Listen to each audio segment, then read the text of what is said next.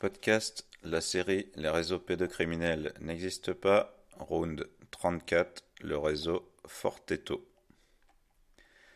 En Italie, une communauté pédophile protégée par les autorités pendant 35 ans. En Italie, une affaire de réseau pédophile déguisé en coopérative agricole sectaire arrive à son terme. Le gourou vient d'être condamné, enfin, après 35 ans de silence sur des abus graves concernant plusieurs dizaines d'enfants. Des victimes dénoncent la complicité des autorités, politiques compris, des services sociaux et de la justice qui auraient protégé la secte durant tout ce temps. La communauté, devenue une coopérative agricole dans les années 90, est créée par de jeunes libertaires en 1977 sous le nom de Il Forteto à Prato, près de Florence. 2 ans plus tard, le groupe déménage à Vicchio, à quelques kilomètres à l'est de Florence, et la région rachète la première ferme pour 300 millions de lire, 60 millions d'euros. La philosophie entre guillemets de ce groupe, fondé par une trentaine de jeunes, se situe dans la veine des idées post-68ardes de libération sexuelle, comme une alternative à la famille traditionnelle. Les fondateurs ont au départ conçu cette communauté comme une sorte d'église non conventionnelle, une expérimentation sociale, qui s'est transformée peu à peu en un centre de réhabilitation pour des jeunes maltraités ou en rupture. Ça rappelle tout à fait l'affaire du Choral, je vous renvoie au podcast, donc dans le sud de la France, qui était lié à ce genre de foyer pour mineurs vulnérables, délinquants, etc., qu'on va aider, ou également au foyer des Tournelles dans un autre genre, là c'était plus par le luxe, soi-disant, mais encore autour de la protection de l'enfance. Une fondation a donc été créée dans cet objectif. En parallèle, les dirigeants distillaient divers préceptes en matière d'éducation avec un écho important dans le pays. Et nombreux ont été les spécialistes, entre guillemets, à écrire sur cette expérimentation, entre guillemets, dans laquelle des enfants ont été victimes de maltraitance et d'abus sexuels pendant plus de 30 ans. Une étrange vision de l'éducation. À l'origine de la communauté, les relations hétérosexuelles étaient même interdites, si bien qu'aucun enfant ne naissait. Du coup, les adultes de la secte sont devenus familles d'accueil, et les enfants passaient d'un parent adoptif à l'autre. Souvent maltraités, obligés de travailler parfois dès 8 ans, au même rythme que les adultes, les enfants étaient aussi des proies sexuelles. En effet, dans cette secte, tout le monde était incité à avoir des relations sexuelles dès l'adolescence et parfois avant, car les abus sexuels sur les enfants étaient courants. Mais en même temps, les hommes et les femmes vivent divisés, ils dorment, mangent, travaillent séparément, même mariés, expliquait une victime lors d'une audience au tribunal. Alors juste, je renvoie également au podcast sur la secte La Famille Internationale, où on retrouve encore ce genre de délire. Voilà. Le gourou Roberto Fiesoli, appelé le prophète, a été condamné avec son bras droit pour acte de libido violente et mauvais traitement d'enfants handicapés, et il a définitivement été condamné en 85 attention, à 2 ans de prison. Parmi les faits qu'on lui reprochait, il y avait des faits de nature sexuelle. Mais, miracle, à sa sortie en 79, il a pu être famille d'accueil. Quant à Gaufredi, il a carrément pu adopter 2 enfants. Du coup, ça doit être pas 80, c'est pas 79, c'est 99. 89. En 2000, Fiesoli a encore été arrêté et reconnu coupable de corruption de mineurs. Il avait déjà fait un petit tour en prison, donc en 79 encore auparavant. Puis, fin 2017, lors de la procédure d'appel à sa condamnation de 2013, donc là il prend 17 ans de prison, il a pris 15 ans et 10 mois de prison, donc un peu moins, et 22 autres personnes ont été condamnées avec lui. Quand la police est venue le chercher chez lui, Fiesoli a paru surpris. Il ne s'attendait pas à ce que l'ordre soit exécuté. Eh oui, il pensait être protégé. Et on va voir pourquoi. Pensait-il que sa maladie, entre guillemets, lui épargnerait la prison? On dirait. En tout cas, ses avocats veulent en appeler à la Cour européenne des droits de l'homme pour que leurs clients sortent de prison au nom d'un procès équitable. Ah oui. Le principe de la secte était la rééducation. Et ces théories ont été publiées dans des ouvrages, discutées dans des conférences à travers la région et le pays, et ont obtenu une légitimité de la part des intellectuels plutôt situés à gauche, des politiciens, des magistrats, des psychiatres, des travailleurs sociaux, et même par les autorités locales. Des scientifiques réputés ont même écrit sur les méthodes du Forteto, encore dans les années 2000, je cite. Les dirigeants de la coopérative, nous dit un journal italien, ont été invités à d'importantes conférences pour expliquer leur modèle éducatif. Et la justice pour mineurs a continué à envoyer à Mugello des enfants issus de familles tombées dans la violence morale, physique et sexuelle. C'était dans Il Giornale. Fin de citation. Une fois les enfants arrivés dans la communauté, les fratries étaient automatiquement séparées et les relations entre frères et sœurs étaient désapprouvées. Les enfants étaient confiés à des parents du même sexe puisque les hommes et les femmes étaient strictement séparés. Quand une mère se montrait trop proche de son enfant, il lui était retiré. La communauté passait cependant pour une référence. Il Forteto était, je cite, un centre d'excellence en Toscane et l'un des meilleurs centres italiens pour le rétablissement des mineurs maltraités, abusés et déviés. Et il était devenu l'un des centres préférés du tribunal pour mineurs qui lui confiait des garçons maltraités. Fin de citation. Donc là, on peut quand même se poser des questions sur déjà comment cette communauté a pu avoir des financements directement des politiques. Enfin, excusez-moi, mais vous, une communauté de chevelus qui va se mettre en Ardèche, vous n'avez pas 60 millions d'euros par le conseil régional pour vous acheter une ferme. Hein. Deuxièmement, oui, on peut vraiment se poser des questions sur tous ces relais d'opinion, institutionnels, experts, etc., qui en fait savaient très bien ce qui s'y passait, évidemment, puisqu'il y avait des retours, et même les pratiques, qu'on vous dit comment ça se passait à l'intérieur, ben, vous pensez bien qu'ils le savaient, puisqu'ils étaient venus étudier la chose. Donc tout ça, c'est ce qu'on appelle le réseau. Voilà, ce sont des gens qui ont certainement pu au moins peut-être en profiter, ou au moins d'être dans les mêmes états d'esprit, et avaient peut-être des pratiques communes chez eux, ou dans leur entourage. Reprenons.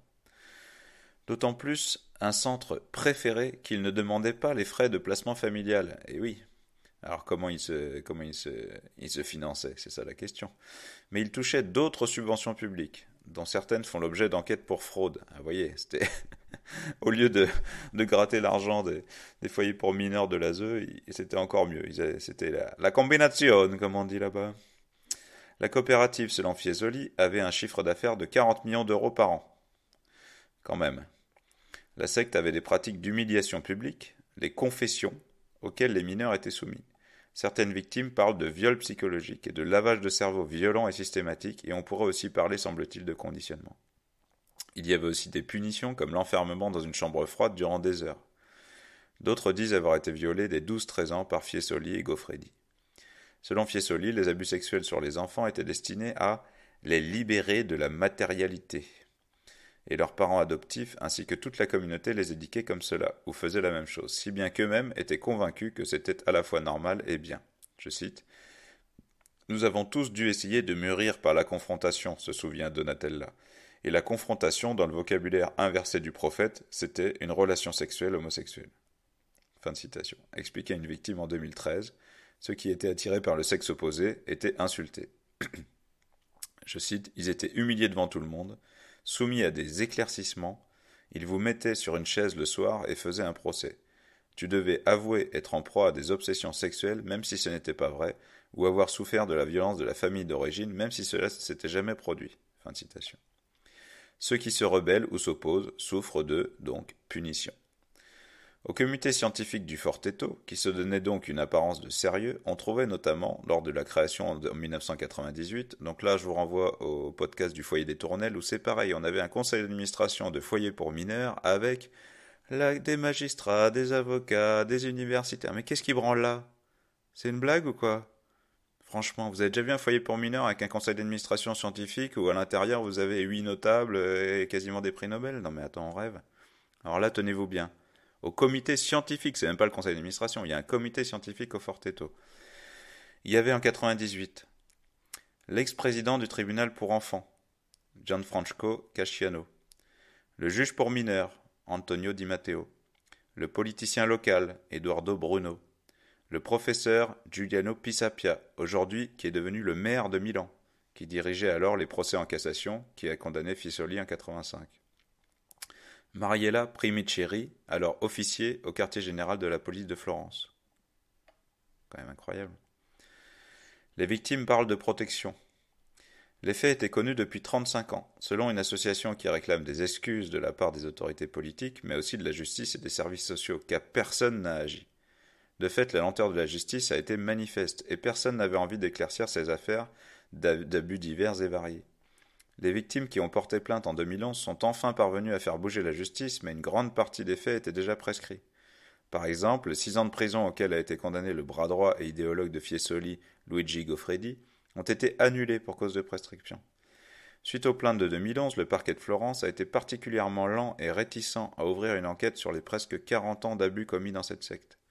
Ceci dit, selon les victimes, les contrôles des services sociaux étaient inexistants à l'époque des abus. Si la justice a bougé, c'est probablement parce qu'une commission a été mise en place par la région en 2012 et qu'elle a auditionné quelques témoins et victimes et reconstitué une partie du puzzle de cette affaire. Alors là, on peut quand même signaler que les contrôles des services sociaux dans les foyers pour mineurs, c'est un sujet. Il y avait eu un documentaire sur France 5 qui s'appelait Les foyers de la honte, où du fait de la décentralisation des ASE, c'est-à-dire qu'aujourd'hui c'est chaque département qui contrôle toutes les structures à laquelle elle sous-traite la protection de l'enfance, puisque ce sont des associations, ce sont des tout ce qui voilà, ce qui est alors l'ASE gère les familles d'accueil, mais tout ce qui est foyer pour mineurs, association d'accueil de protection des mineurs, c'est beaucoup de la sous-traitance. Donc ce sont les départements qui contrôlent eux-mêmes. Là, on en était à peu près, en moyenne, un foyer sur mineur était contrôlé tous les 26 ans en France. C'est la Cour des comptes qui avait fait ce constat, d'accord? Avec des sommes importantes, puisque c'est des dizaines de milliers d'euros qu'on gagne par an pour pouvoir accueillir un mineur délinquant ou un mineur voilà, qui a besoin d'accueil. Donc en fait, il y a vraiment des détournements d'argent. On se rappelle du cas fameux d'un gars qui avait réussi à acheter une Ferrari, un directeur de foyer pour mineurs. Il leur faisait manger des pâtes toute l'année, il les frappait, le truc était complètement délabré et lui il s'était acheté une Ferrari. Voilà. Mais bien sûr, ça ne se sait pas. Hein, bien sûr, personne n'était au courant. Allez, reprenons. La presse locale évoque, je cite, tout un système de pouvoir en Toscane, fait de complicité cachée et de soutien explicite, de court-circuitage institutionnel, de lignes de crédit illimitées ouvertes par la région, la ville de Mugello, le tribunal pour enfants et les services sociaux. Fin de citation. Donc c'est extrêmement clair. On peut même se demander, puisque dès le départ, cette petite communauté se déplace d'un village plus éloigné de Florence à une ferme bien plus proche, achetée par la région. Moi j'appelle ça de la préméditation. Vu de France, on pense à des associations donc comme le Choral, le Cheval pour tous, l'école en bateau, les Tournelles. Donc effectivement l'école en bateau également. Je vous renvoie à un podcast consacré à cette affaire. D'ailleurs, comme au Choral, diverses personnalités politiques et magistrats défilaient au Forteto. Fabrizio Bracchi, ancien maire de Calenzano, a raconté plusieurs assemblées à la Casa del Popolo, où, après les condamnations de Fiesoli et Goffredi, le président de la cour des mineurs de l'époque, Giampolo Meucci, est venu justifier quelque chose d'injustifiable. Je cite, « À Forteto, les présidents du tribunal des mineurs étaient à la maison. Tous les témoins le disent, ils sont venus déjeuner. » Fin de citation. Pouvait-on lire en 2014 dans un journal régional qui citait une série de politiciens. Il Tirreno. Des instructions de vote étaient même données aux membres de la secte. 35 ans d'occasion manquée. Un des magistrats les plus proches de Fiesoli était Gianpaolo Meucci, président du tribunal des mineurs de Florence depuis 1966 jusqu'à sa mort en 1985, qui a contribué à la grande réforme du droit de la famille. Malgré qu'il ait suivi la procédure contre le prophète et son bras droit, il a continué à confier des mineurs au Forteto. Ce juge Meucci n'a pas hésité le jour de la libération de Fiesoli à lui remettre un enfant trisomique. Il a toujours dit que sa condamnation n'était due qu'à un complot. En 1998, 2 psychiatres avaient dénoncé le fait que les liens des enfants avec leur famille d'origine avaient été réduits au strict minimum. Peu après, quand un enseignant a tenté d'alerter sa hiérarchie sur le malaise avec les relations avec leur famille, il a été convoqué face à Fiesoli et s'est vu retirer les élèves de la coopérative. Alors le fait de casser le lien avec les familles, ça c'est classique, hein. Au choral c'était pareil, on interdisait les enfants de voir les familles, et ils avaient le droit de venir les voir une fois par an, hein. Ça évite comme ça qu'ils témoignent et qu'on s'en rende compte trop vite. En 2000, et puis ça donne le temps de les formater pour qu'ils se taisent. En 2000, les directeurs du Forteto sont envoyés devant la Cour européenne des droits de l'homme par les parents de 2 enfants hébergés dans le centre. Ils ne sont jamais parvenus à ramener leur fils chez eux, celui-ci étant manifestement sous l'emprise de Fiesoli. En 2002, des parents portent plainte contre le chef de la police locale qui refusait d'enquêter sur le Forteto. Ils se sont vus eux-mêmes poursuivis pour calomnie par le parquet. Les parents avaient aussi écrit au sujet de Fiesoli au tribunal des mineurs et au maire de la ville. Puis en 2009, un nouveau couple porte plainte. Le procès en première instance de 2013 avait permis de pointer du doigt, je cite, « les manquements à la justice, les défaillances dramatiques des services sociaux publics et la bienveillance inexplicable d'une certaine partie politique, culturelle et même judiciaire accordent à un homme depuis des décennies. » Fin de citation. Alors c'est toujours le même couplet, hein. Dysfonctionnement, incompétence, oui bien sûr, surtout réseau de gens très organisés qui savent exactement ce qu'il fait, et réseau de protection, voilà comment ça s'appelle. Les rapports réalisés par les services sociaux, par exemple, étaient d'une rare complaisance et ont été tournés au ridicule lors du procès en raison notamment de leurs incohérences. On apprenait ainsi que le dossier judiciaire contenant la procédure de 77 à 85 entre Fiesoli et Giuffredi avait disparu des archives du tribunal avant de réapparaître mystérieusement en novembre 2013. Des magistrats l'avaient vainement cherché en 2012 quand ils ont commencé à travailler sur les plaintes de 2011. Par ailleurs, si une partie des victimes a quitté la communauté, certaines d'entre elles travaillent toujours pour la coopérative et restent donc dépendantes de ce système. D'autres vivent toujours dans la communauté. Celles qui ont pu fuir totalement semblent être une minorité. Fiesoli et les responsables du Forteto, selon la commission d'enquête régionale, étaient en permanence occupés à faire des relations publiques, à la recherche de nouveaux contacts pour étoffer leur carnet d'adresses et accroître leur influence. Quelle suite? Aujourd'hui, la coopérative dit qu'elle condamne ces faits qui sont anciens et que plus personne parmi les dirigeants n'est en lien avec l'affaire. L'équipe dirigeante aurait été totalement renouvelée après le procès de 2013. Pourtant, des victimes qui ont parlé ont soutenu d'autres victimes qui parlaient, qui ont dit avoir subi des représailles depuis ce procès. En 2015, une deuxième commission d'enquête régionale a été établie, pour cette fois-ci, pour étudier la question des défaillances institutionnelles et comprendre comment les autorités ont pu cautionner cette structure qui, 1. N'était pas un centre éducatif, aucun personnel qualifié, pas d'éducateur, pas de formation. N'était pas un foyer familial ou un centre familial, la communauté était même hostile à toute notion de famille. N'a pas respecté la loi sur la garde des mineurs en les maltraitant et en les coupant de leur famille. Au final, la commission a recommandé la formation d'une commission d'enquête parlementaire au niveau national et à une inspection approfondie de la Cour des mineurs de Florence. En outre, le Conseil identifiait certains dirigeants parmi les fonctionnaires et envoyait l'autorité compétente une demande d'évaluation des mesures disciplinaires qui peuvent être amenées à leur destitution. En mai 2017, le Sénat a donné son feu vert pour la création de cette troisième commission au niveau du Parlement italien cette fois. Il a fallu 2 ans pour dépasser le refus du Parti démocrate. La commission devait porter sur l'ensemble des événements qui se sont produits à Forteto. Cependant, on l'a bien vu avec les commissions d'enquête parlementaires sur l'affaire Outreau ou sur Dutroux, ou encore en Angleterre, ces machins sont surtout des super blanchisseuses destinées à laver plus blanc les dossiers les plus pourris. Elles sont là pour fermer certaines pistes qu'elles n'abordent jamais, insister sur des détails sans intérêt et en comparaison des scandales sous-jacents, et finalement, en dehors des témoignages de certains protagonistes généralement étouffés et pas pris en compte, ces commissions ne vont pas au bout des choses et il n'en ressort rien de bien pertinent. Dans cette affaire, il est manifeste que les autorités ont commis des manquements graves, et cela de manière répétée et systématique pendant près de 40 ans. Pourquoi?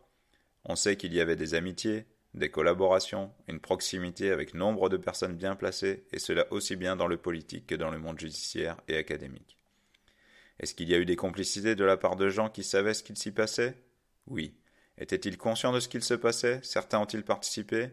Officiellement, rien ne semble de permettre de le dire.